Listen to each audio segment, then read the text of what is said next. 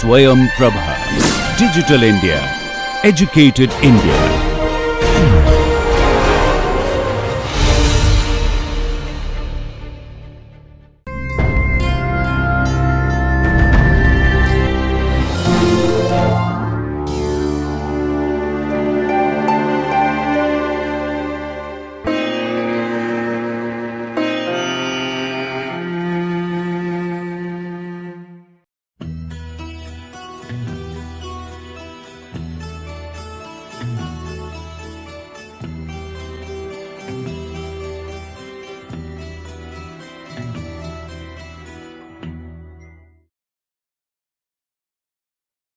Hello.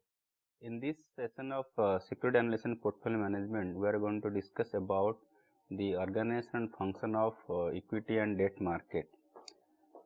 So, before we move on the particulars of the equity or debt market, let us spend little time on what is securities market as such. Securities market is a place where the financial instruments are traded.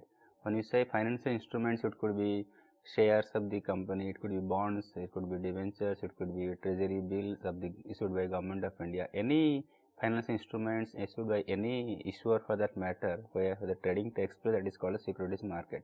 Essentially, it is a meeting place for the buyer and seller of financial instruments. Now, securities market need not be comprising of only the instruments. It can comprise of people, the institutions, the issuing organizations like company, government, state government or central government, then any banks or financial institutions who are actually the issuers. It also comprises of the system that facilitates these particular transactions taking place between buyer and seller. It also comprises of regulatory authorities like Securities and Exchange Board of India, SEBI in case of India, or Securities and Exchange Commission in case of US. It also consists of Department of Company Affairs in case of Government of India. It also consists of other regulatory agencies like Reserve Bank of India. Whoever is also going to oversee the affairs of the market, their players and process, that is also comprised, that also part of securities market. In fact, the stock exchange that is popularly known as where the trading happens, that is also part of securities market. So, it comprises of the entire people who trade, institutions who trade, institutions who issue, government, company, regulators, all those things who are involved in the transactions involving financial securities are part of securities market. Then coming to the classification, the securities market can be classified in broadly two ways. One is that on the basis of tenure of the instruments that is issued, that is one is a long term capital market, long term market or a short term market. When you say long term, when the company has or the issuer has raised the finance from the savers or the investors, it does not have the intention of giving it back to the investor immediately. Typically, more than 3 to 5 years can be taken as long term instruments, and the long term instruments is when it is issued, that particular market is known as capital market. The long term instruments can be both ownership forms like shares, or it can be of lender form, that is debts, debentures, bonds, or hybrid form like preference shares for that matter. Then if any instrument is issued for a short term period, or the market deals with a short term instruments like treasury bill of the government of a particular country, then you have got certain instruments like commercial papers issued by the corporates for short term funds, which is typically the tenure could be some 81 days, 89 days or 181 days, or maybe less than 365 days. So, those particular market is known as money market instruments. So, money market is essentially short term, and the capital market is essentially long term. Then the next classification that we have is it based on the transactions in the market, how the transaction takes place. If the first time the transaction is taking place between the issuer and like the company is issuing a shares to the public at large through a particular process to the potential investors, that is called the primary market. That means this is the first transaction taking place between the issuer and the investor. Post issue, if somebody has already entered the particular investment, particular share or particular bond or particular debenture, and he or she like to exit from that particular instrument, then he or she has to go to search for a person who is willing to buy that particular instruments for a particular price. So, it is may not be possible or feasible for a particular investor to get the best deal by just going and standing in somewhere and in the market and expecting that somebody is going to buy his share or debenture that he has purchased from earlier through a primary market. So, in such case there is a platform which is provided by the system or the market in the country, that where the seller of the instrument who has already bought the share earlier, who like to look for a particular buyer. So, that particular market, when the transaction takes place between a holder of the instrument and he or she sells his instruments to somebody else. So, that is called the secondary market. So, what happens? So, any transactions after the primary issue market has taken place, any transaction involving that particular instrument is not now secondary market transaction. It may change from one hand to multiple hands subsequently, but that still remain as securities secondary market. So, in fact, besides that, somebody who has already bought the shares or debentures in a particular instrument, he can exit from that. At the same time, some other investors may be there who could not for some reason participate in the issue of that particular shares or debentures when it was offered to the public, but later they realize this particular share or debenture is worth investing. So, they will look for to invest again, but the company may not come with another issue of this particular instrument for that matter. So, in such case, if somebody is willing to sell the instrument, then the other person who is willing to buy can also buy from this. So, these transactions between holder of the instrument and potential buyer of the instruments is known as the secondary market, where there is a seller as well as buyer of the particular financial instruments. Beside this long term like capital market and money market instruments like product wise, there can be also some other instruments which are risk hedging instruments, like we have futures, options and derivative securities, where the value of this particular instruments like options or futures or whatever, that interest in that, all those things is derived out of the underlying assets. So, that they also come under the securities market, but they are the essentially instruments for risk hedging, for which we have a separate session and we will be discussing more about that those instruments then. Then coming to the next category, that is our broad market or capital market. In this particular session, we will be devoting more on the capital market and which comprises equity as well as debt, and also we will talk about certain things about primary market as well as secondary market. So, when we say capital market is essentially related to long term finance, and the instrument that is a part of the long term finance or capital market can be shares, can be debt instruments, or can be and those instruments can also be in physical format or the demat format or digital format for that matter. When you say shares, it is nothing but an ownership of a particular company, participating in ownership of the particular company, and the shares can be of two types. One is equity share, another is preference share. In equity share is essentially the ownership of the company. So, if I have got one share out of 100 shares issued by the particular company, then I can say I have 1% stake in this particular company. And equity share, as we have discussed earlier in the overall financial markets. So, in this equity share, they are owners, and the equity shareholders become the residual stakeholder of the particular business. That means, after all the stakes of all the stakeholders taken care, whatever left over, that belongs to the equity shareholders. And these equity shareholders typically usually they have a certain voting rights. So, they can participate in the decision making through giving their vote, and if the company calls for an annual general body meeting or any general body meeting, the equity shareholders can come, and depending upon the number of shares held, their voting right is going to be determined. So, if I have got one share, I have got one voting right. If someone has got two shares, he or she has got two voting rights. So, that is called generally the voting equity shares with voting given, so they are ordinary shares. But now of late there are some other instruments which have come, that is called non-voting shares. So, non-voting shares, what happens, though they are like equity shares, but they do not have any participation in the meetings or the decision making as such. So, they do not have any right to vote for or vote against any decision making of the organization as such in the general body meeting or whatever shareholders meeting take place. So, what makes this particular instrument more attractive? Usually the non-voting shares get a differential return, that is a better return than the equity shareholders. Equity shares are supposed to be getting though it is not compulsory, something a return known as dividend. So, if the equity shareholder is getting some dividends, and non-voting shareholders will be getting something more than the ordinary equity shareholders. So, since they have divested with the dispensed with the voting right, so to take care of that, higher dividends are declared. So, this could be attractive for certain shareholders who do not want to take part in decision making process. They are rather content with the dividends on the investors, on the shares.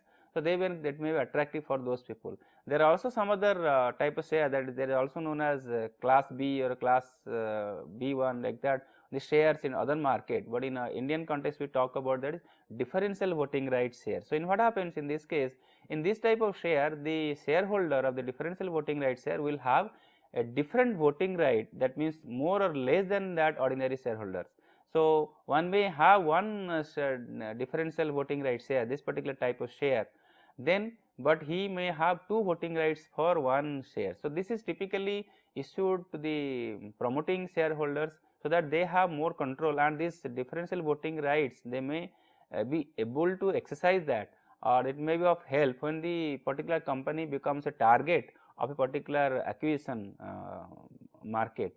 So, if somebody is going to acquire, so in this case this particular voting rights may be revoked, and in that case invoked, and in that case the differential voting rights shareholders will have more votes, and they may thwart any takeover that is going to happen for that matter. So, that is called differential voting rights shares. Then preference shares. Preference share is that they get certain preference over the equity shares with regard to dividend and the principal repayment. So, the company wish to declare dividend on the shares to the equity shareholders, it has to first declare the dividend to the preference shares, and preference share will always have a nomenclature of some like 5%, 10%, a certain percentage as a prefix, and such percentage known as the dividend that is expected to be declared on the preference. As if it is a 12% preference share of rupees 100 each, that means at the end of the year the preference shareholder will get 12 rupees dividend. After having declared the dividend for the preference shareholder, then only the dividend for the equity shareholders can be given. That is one preference, that is over dividend. Second preference that preference shareholders get, let us say the company has to wind up and it will give the money back to the stakeholders. The first preference will be given to the preference shareholders. Of course, before that all the creditors must have been taken care, all those outside obligations must have been taken care, except the claims of preference shareholders and the equity shareholders. When it comes to the satisfaction of claims of shareholders, then the preference shareholders are given the first preference, and then the equity shareholders are given the next preference. Then we have debt instruments, that is called bonds or debentures. These particular instruments are nothing but a loan which has been split into small parts. Let us say the 1 crore rupees of loan can be distributed, can be split into 1 lakh parts. In that case, we have got 100 rupees each, and that one bond can be of 100 rupees each. Usually the bonds are having a face value of 1000 rupees, whereas in case of equity shares and all, we can have face value up to 1 rupee per share. So, the bonds and debentures will be getting, the bonds and debenture holders will be getting a periodic payment called interest, and they will also get back their principal amount at a certain period of time, and the principal also can be given in installment. So, need not be given only at the end, it can be also given at the in between of the tenure of the instruments. Then we have another category, those all these instruments that we talked about can be classified into physical versus dematerialized. When you say physical instruments, that means there is a proof in terms of like a paper based instrument, where one gets certificate that says that this particular holder of this particular instrument has this many shares with him, and whereas in demat format this physical physical instrument is not in existence, rather everything is in a digital format, dematerialized format. So, there are two major agencies like National Securities Depository Limited and Central Depository Service Limited in India, which are the depository institutions which has got the dematerialized instruments of different instruments issued by different companies, which are earlier in physical format or even newly issued, now they are in digital format. So, they are the depository of these instruments, and these particular organizations have participants like depository participants, and for any investor to trade in the stock market should have an account with the depository participant, and like we have an account with the bank for the savings deposit or whatever deposit for that matter, and it gets debited or credited depending upon whether we withdraw money or we deposit money. Similarly, this demat account kept by these depository participants and held by the investors will also show that how many shares of which particular company is there in this particular investors name. So, that there is an account of which shares are there, which are not there, and the shares trading takes place. Let us say the investor will buy certain instruments, then it will be created, that will be having that more, yes, that will show that yes, this particular investor has got now new shares of this particular number. Similarly, the shares are traded and sold by this particular investor, then that account will show that how many shares are now there after this particular sales has taken place. Then we have also a process of rematerialization. There is also process if the investor wants subject certain rules and regulation, he or she can convert the dematerialized share into physical format. So, it will be now the investors will be issued certain physical instruments like in terms of paper, black and white, it will be issued there. So, dematerialization is there as well as rematerialization also possible when dematerialization already taken place. Next, we move on to something called the broad market of equity market. Equity market, as we discussed, it is comprises of equity share and trading in that particular equity share. Equity shares can have whenever the equity shares are issued by the company, it can be issued at a face value. Face value is something like on the face of the instrument. Yes, it can be rupees 10 or it can be rupees 5 or rupees 1, that is the face value, but this particular share can be issued at a price more than the face value or at a less than the face value. When the share is issued at a price more than the face value, it is called shares are issued at a premium, and the shares are issued at a value less than the face value, that is called the shares are issued at a discount. Of course, whether the company can issue these shares at a premium or a discount, there are certain regulations given by the Companies Act, as well as there are regulations given by the Securities and Exchange Board of India, SEBI, in the context. It is not that anybody can, though it is now it is free for the company charge whatever price they would like to charge for their share, but there are certain conditions that must be fulfilled before the company got a permission to go for any pricing of the share for that matter.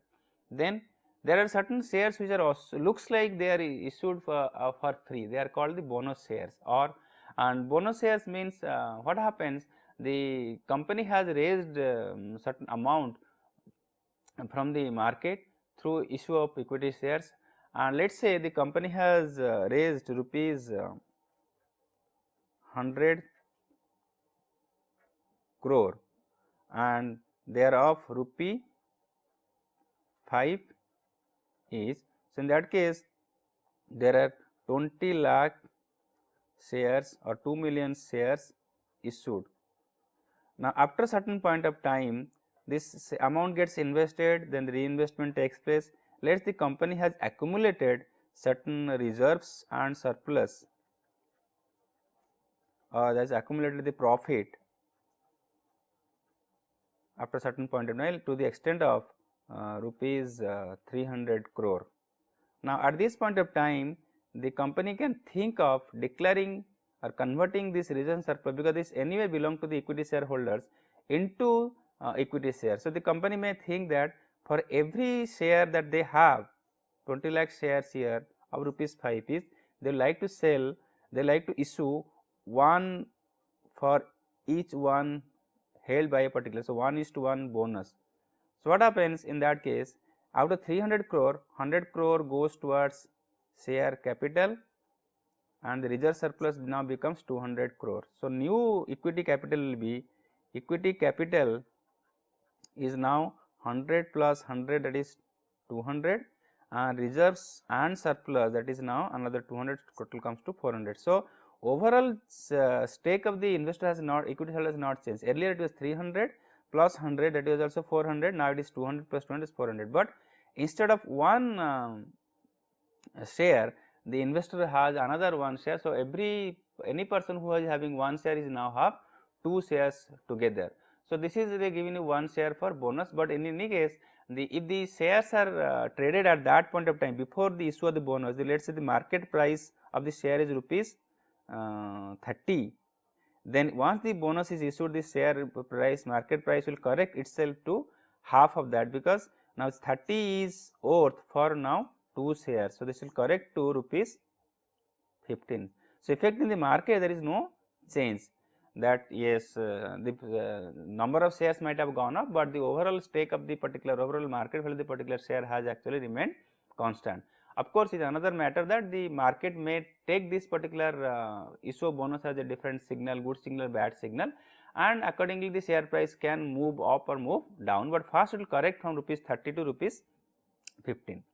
Then there is something called stock split. What happens in stock split? This instead of issuing bonus shares, to have more liquidity in the market, the like in this example, this company may think of splitting the shares of rupees 5 each into rupee 1 each. That means, instead of 1 share, the investor will have now 5 shares of rupee 1 each as face value. So, it will be, if the company was having earlier 20 lakh shares, now it will have 100 lakh shares or 1 crore shares that is issued to different investors in the markets, that is supposed to be leading to a more transactions in the market, because number of shares are more, though the value is less. Now, the price will also automatically correct to 1/5 of the original price when there is only rupees 5 as the face value as such, and if 30 rupees was the share before the stock split, the price will now become 30 by 5, let us 6 rupees per share.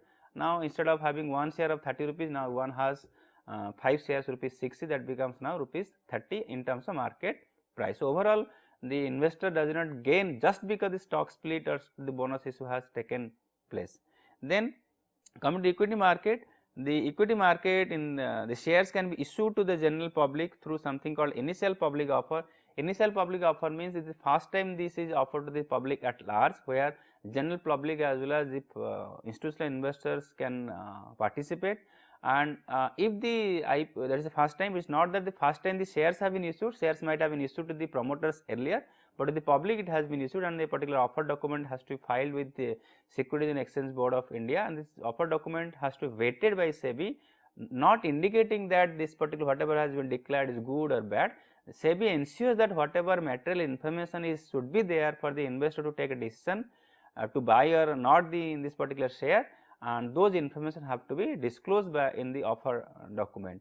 And once the offer documents have been vetted by the SEBI, the company can issue it to general public, and any such public offering that comes after the IPO has taken place, that is called the follow on public offer APO. So, there is, as far as the nature of this particular process is concerned, there is no difference between these two, but only thing is that the follow on public offer is that it is more than once the company has come with the public offer. The first time it comes is called initial public offer. So, the company in its life can only have one initial public offer and can have many follow on public offer.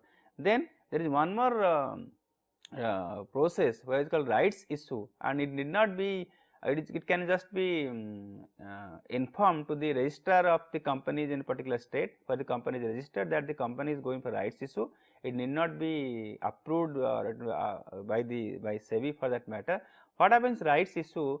The existing shareholders have got a certain right called preemptive right over any new shares are issued, so that they will not like their ownership to be diluted by having shares with other investors outside, who are those investors who are not the shareholders at present. So, the when the right share comes, the existing shareholders are given the right to buy the share of the particular company for a particular price. Now, obviously, if the price of the share at where the particular share is going to be issued is going to be less than the market price prevailing, then it will be attractive proposition for the shareholder to buy the rights to get the share. Then and another thing is that the rights themselves, that I have a right to buy certain shares of this company at a particular price, can itself be sold in the market to someone. So, that instead of I myself exercising the right, someone else exercise the right. So, let us say the price of the particular share prevailing is 100 rupees, and the rights issue price is 90 rupees. That means, if I subscribe this particular share for 90 rupees, I can sell in the market for 100. So, I get a gain of 10 rupees. So, instead of subscribing the rights, I can rather sell the right to someone for certain less than 10 rupees or 5 or 6 rupees for that matter, then I have a gain of 5 to 6 rupees. Let us say 5 rupees I sell the share, so I get 5 rupees, and the person who is buying the right, he can buy the share at 90. So, 90 and he has paid the 5 rupees as the rights price to me. So, he is spending 95 rupees for getting a share worth 100 rupees, that is in the market. So, he is gaining having gain of 5 rupees. So, unless the market price is more than the rights price, the rights have no value for that matter. Then we have another transaction that takes place in the equity market is called buyback of shares. So, usually or all it is that it is not mentioned in when the equity shares issued by the company that when this particular shares is going to be taken back and the money will be given. Equity shares are supposed to be the perpetual instruments of the company. If the investor would like to exit from the equity share holding, he or she can sell the share to another person in the secondary market, but company is not obliged to buy the share from the investor. But depending upon certain regulations provision that is been taken care by the company can think of buying the shares from the market by going for an offer in the market. It says that it intends to buy the shares from the existing shareholders at a particular price. So, subject to certain regulations of the regulators, the company can buy back the shares. So, that is called the buyback of shares. What happens essentially, the company is giving back certain cash to the equity shareholders, and it is optional for the equity shareholder to sell the shares or not to the company. So, with that what happened, the number of shares of the company gets reduced, and company possibly intends to enhance the parameters of the financial market performance like earnings per share or something like. When the number of shares gets reduced and earnings per share is likely to go up. So, because of that possibly the company may think of buying back the shares. Then next we move on to the public offering different terms, and that is certain terms that is there.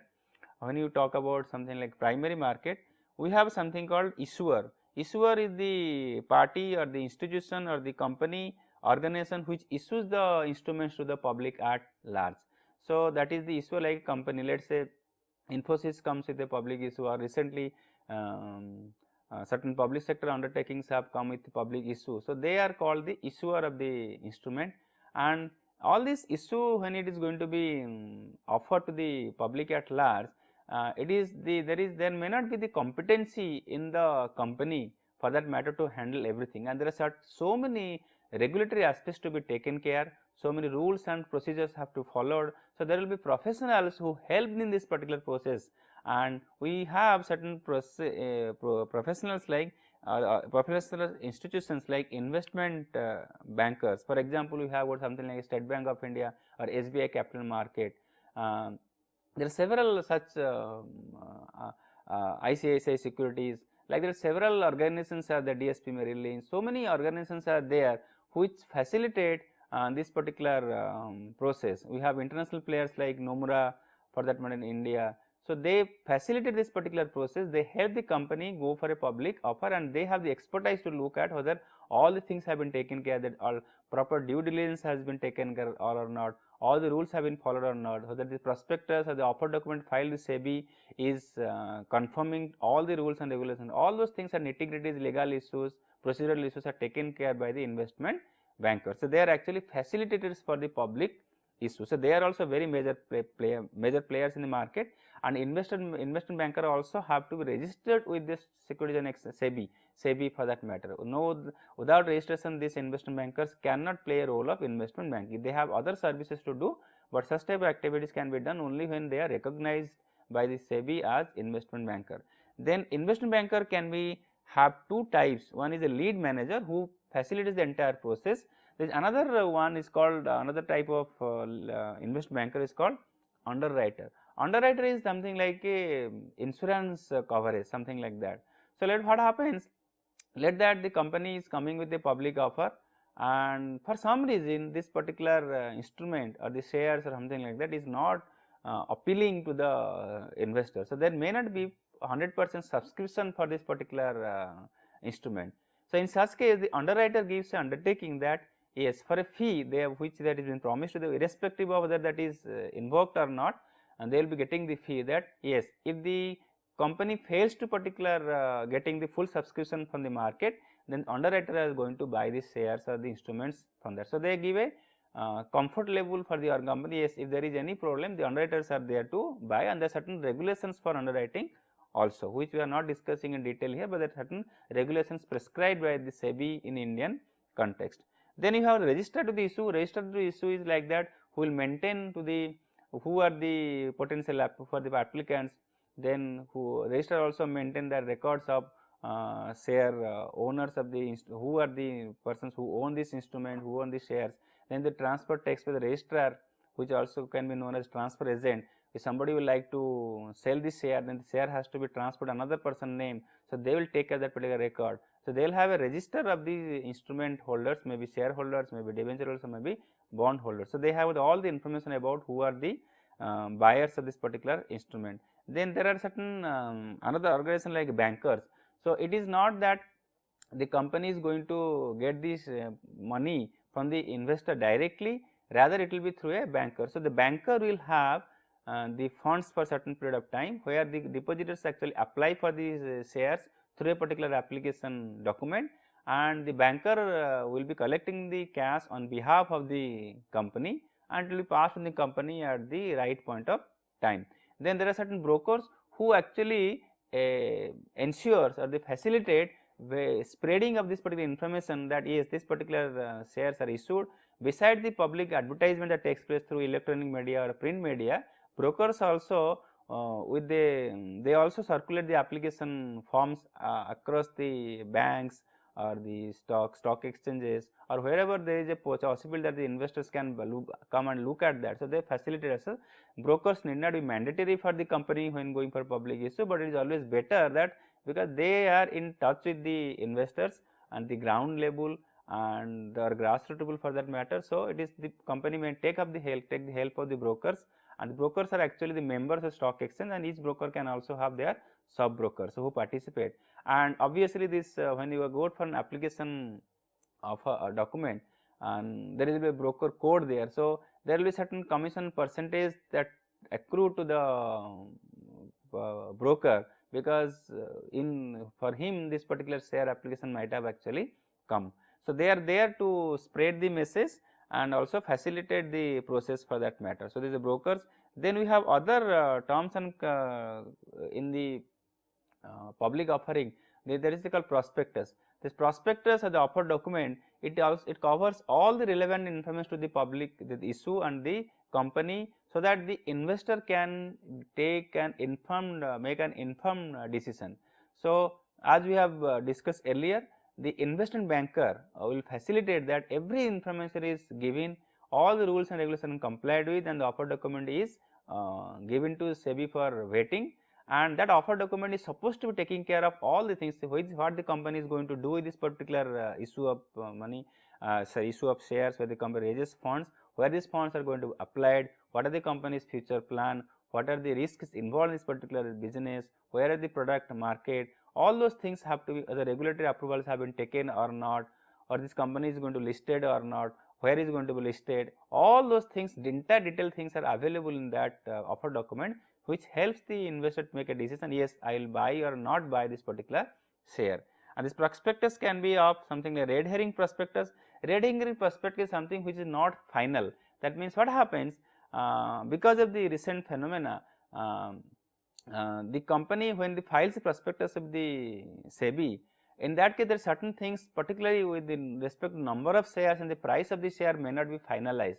So, there are certain things which are not finalized, but other things are more or less there. So, that is given to the, that is submitted to SEBI for rating, and that is the red herring prospectus. Once all the informations are there with the company, then a final prospectus is given to SEBI for information. Then there is something called shelf prospectus. A shelf prospectus is useful for those company, and it is allowed for banking and financial institution in Indian context, where instead of going for repeated number of filing of prospectus, a shelf prospectus is kept with the SEBI or the regulatory authority, and it is for now it is for public consumption also. So, the company can come with multiple number of particular issue in a particular given period of time, let us say 1 year, and every time the company comes the new issue, the company only has to give an information memorandum, some additional information to be provided to the in addition to the original offer document or the sale prospectus, it will be giving certain information memoranda which will give more information which is now vital for the decision making. So, company need not file the full prospectus every time it goes for that. So, it is kept in the shelf which is on for a particular period of time. Every time the company comes with a new issue, in that particular time it will only come with another information memoranda. Then the shares or the particular shares for that matter can be priced fixed or can have a price band. So, the company may think of, depending on the particular valuation of the particular share, the company may think that okay, we will issue the shares for rupees, this is face value of a share, let us say is rupees 10, and depending on the valuation of the share, the company thinks that it can be priced at rupees 40, that means this is rupees 30 premium. And once this particular price is fixed, it is offered to the public. It may be possible that all the shares are not subscribed, or there is a very less subscription, because company always feel that there is a lot of demand for its shares. It talks about the reputation in the market, the goodwill of the market, goodwill of the company, or the reputation of the company in the market. So, company will always like that the shares are subscribed, rather it is over subscribed. That means there are more applicants, more number of shares applied compared to the number of shares available for the investors. So, for that when there will be less number of application, when the shares are perceived to be value high, and when there will be more applications, shares are perceived to be valued less. So, there is an undervaluation problem, then there will be more applicants for that. So, at that point of time when that happens, the company may feel bad or feel good or feel bad that it could have priced more, because there are a lot of subscription for that, and there is a risk also involved that yes, there will not be enough subscription, it may devolve on the underwriters because there is under subscription for the instrument. Then in that case there is also talks of reputation. Instead of doing 30 rupees as the premium, the company can think of that yes, the share is within a band, let us say it is between 35 to 45, and there are certain principles that like that this lower band will be maximum 20% less than the upper band, there is a difference like that, and so let us say 35 to 45 is there. So, now what will happen, this will be the offer that the shares will be issued anything between 35 and 45. So, the investors will now offer to buy the shares at a particular price between 35 and 45. So, based on the response the company is going to finalize, and this particular process is also known as book building process, which you have in the next point, which is book building. There is a book runner which actually maintains the book of applicants of the shares, where the shares are applied for by the investors at different prices, and these prices are arranged in a particular manner like ascending or descending order. So, obviously, the company is going to issue the shares at the best possible by the highest possible price, but let us say in this example, let us say their company will like to issue 100 shares. So, let us say there are only 30 applicants who will like to buy at rupees 45 per share. That means, there are 70 more applicants have to be there, there may be another 40 who will like to buy at rupees 42, there may be another 20 who will like to buy at rupees 41, and then there are another 30 who will like to buy the share at rupees 40, then there may be rupees another let us say 20 share applicants, 20 application 20 number of shares who will like to buy at let us say rupees 38. So, there are let us say these are the 5 prices have come out from this application. Now, you can see here.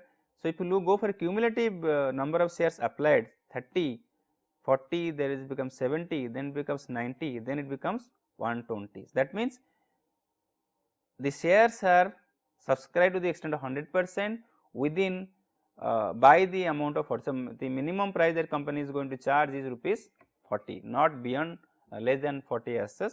So, that will be the price, and because the Dodge auction what happens, it is done like this, but all the shareholders whether you have applied at 45, 42 or 41, everybody will be given at rupees 40 as per the. So, this is the lowest, this is price, because at that point all the shares subscribed. Now, one can see here that there is 120 applications for 100 shares. Now, this when there is more number of applicants for compared to the more number of application of for shares compared to the shares that is there up for sale by the company, in that case there will pro rata arrangement has to be there. That means, for in a very simple ratio, for every 1.2 share applied for, 1 share is going to be issued by the company. Then the company can also have something like green shoe option. Green shoe option means that in case of oversubscription to the number of shares, the company can retain the oversubscription amount to the extent maximum possible, to the extent of 15%. That means, if the company has offered to issue 100 shares and there is application to the extent of 120 shares, then company can exercise the green shoe option and go up to 115 shares to be issued, and obviously to 120 applications on a pro rata basis. So, it is a combination of green shoe option as well as pro rata allotment. There is a new thing that has come in Indian context, that is ASBA, that is application supported by blocked amounts in application for shares in IPOs and NPOs. So, what happens in this case, when the shareholder is the potential investor is applying for the shares in the market, in that case what will happen, the amount that is there with the in the bank for this particular investor gets it is there and it is getting transferred to the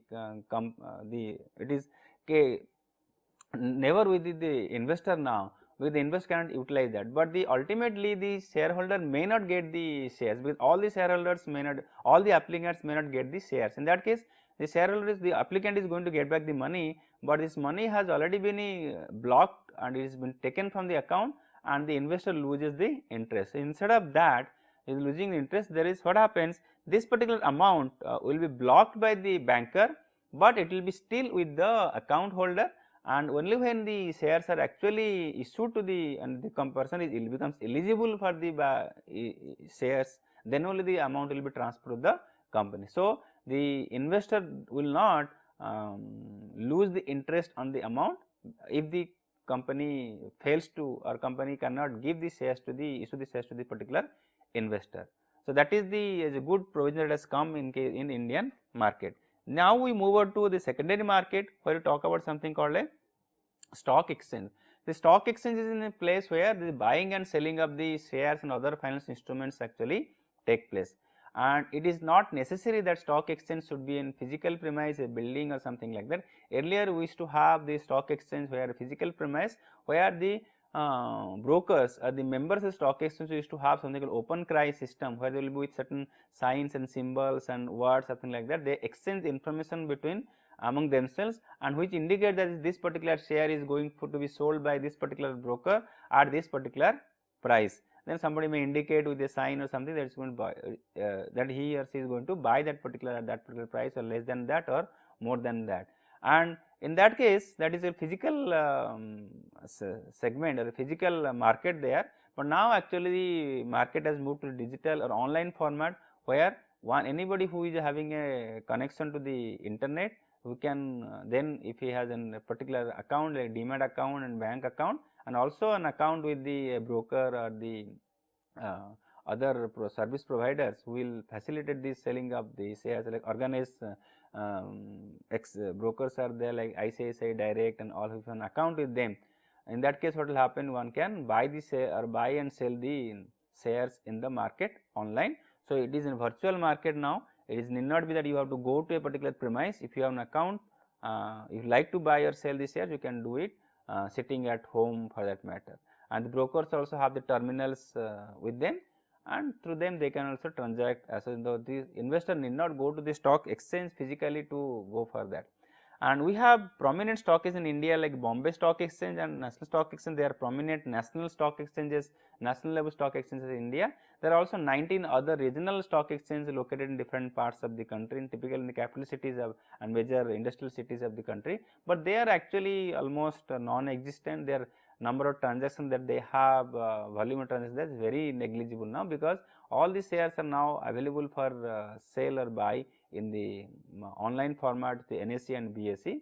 So, obviously they have taken the major chunk of the market now. NSE of course now has a better percentage of share in the market in terms of volume that is there compared to BSE.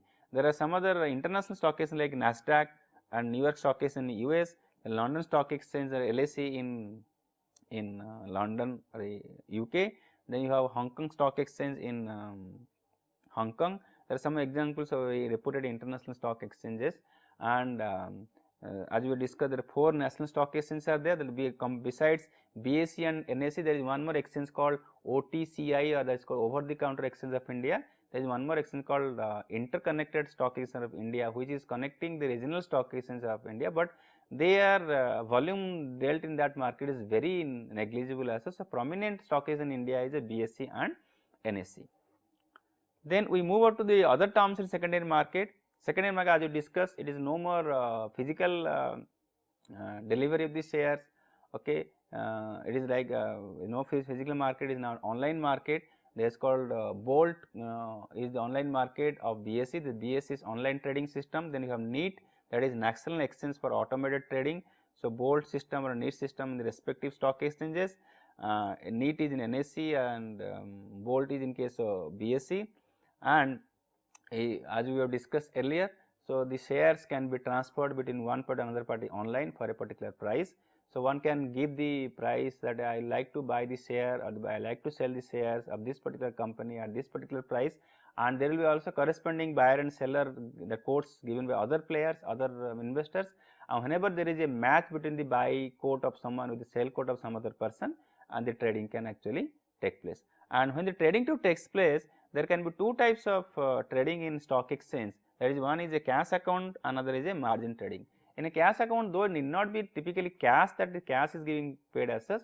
In cash account, what happens, there will be delivery in a particular settlement cycle, or there may be non-delivery also. Delivery means the settlement cycle, like let us say T plus 2 is transaction plus 2 days, that is settlement period. So, within 2 days the settlement has to take place. That means the buyer of the share will get the share and the seller of the share is going to get the cash as such. Then another is non-delivery based arrangement. In the same day, in the intraday, I take a position of buy and then I take a position of sell, and then depending on the difference in market, I may have to pay or I may get some money from the market, depends upon the what I bought and what I sold and the settlement has taken place in that particular day. So, it is called, there is no delivery, rather I get the differential price as such, that is a cash account. There is also called margin trading. In margin trading, what happens, you need not have all the cash to be given by you if you are going to buy certain shares, neither you are going to give all the share that you like to sell for that matter. Based on a particular percentage of margin, one can go for a bigger volume of share transactions. It is like acting like a leverage, where you have a small amount to invest, but you can participate in the bigger size of the market or deal as such. So, based on that, so margin trading is based on that you have got small margin given and you can go bigger transaction there. Then in the case of market, there are different types of players in the market. They are called bulls, bears or stacks. Bulls are those investors or the brokers for that matter who believe that the share price is going to go upwards. They are going to continuously going to rise. So, they are in a little optimistic that the share price is going to move up. Bear are those investors, those brokers, those participants who say that the share price is going to actually fall. They are pessimistic, expected the share price is going to fall. Stacks are some people who are not interested in this market as such. They are indifferent to whether it is there as a bullish market or bearish market, going up or market is coming down. Then coming to the again the certain other terms that you have is called in the BSE and NSE. There are different categories of shares. There is category in BSE you have got different categories, in NSE 2 categories are listed and permitted. In BSE you have got category A. Category A shares are supposed to be something like a blue chip, where there is more number of transactions that take place in this particular segment, and then they have got a huge bigger capital base, they have got a large shareholder. There is a big demand for this particular instruments for this company's share. So, the category A, the best category in the category share, and there will be little lesser liquidity in those shares, but this other conditions taken care, they are called category B1, and category B2 is those also good shares, but they are not such good like A and B1, is category B2. Then you have got category C shares where there is a cash segment. So, everybody may not have the shares in the demat format, one may have the shares in physical format. There will be category C shares with the physical formats are actually there. And then you have category T where there is a, because of certain manipulations or inside trading, this particular company may be under surveillance. So, those company shares are known as category T shares, and category Z shares are something which are not appealing to the investor. There are not lot of transactions happen, the companies do not furnish the required information in time, and that is the called category Z share. Then you have got category F share, which is nothing but category F instrument, that is called non-convertible debenture. Then you have got category G, which takes care of something like central and state government securities like debt instruments. Then in National Stock Exchange you have two category of shares, that is listed and permitted. Listed means that is they are listed in the National Stock Exchange, and permitted means it is listed in other stock exchanges, but permitted to be traded in National Stock Exchange. Then other thing that you have in secondary market is called the book closure and record dates. Certain information, certain announcements may be made like dividend declaration, bonus declaration, all these things can be made, and book closure means that till during that particular time, on that particular time, the shares cannot be transferred to another person. Whoever is holding the share, he or she is going to get the benefit out of that particular information. The dividends will be going to those people who have the shares at that particular time. So, record date is there during the book closure takes place, so that the shareholder, the buyer or seller knows whether he is going to get the dividend or not. So, depending on that, there will be a dividends ex dividend price or com dividend price. Ex dividend price means the buyer of the share will get the share, but not the dividend. Dividend will go to the seller of the share. There is something called block trading where a bigger volume of transactions that take place, not small transactions, that is called block trading, typically between institutional players. There is something called penny stocks. Penny stock is that stock which is available for buying in the market for a very less price, and particularly typically those the book value of the particular share may be much lesser than the market.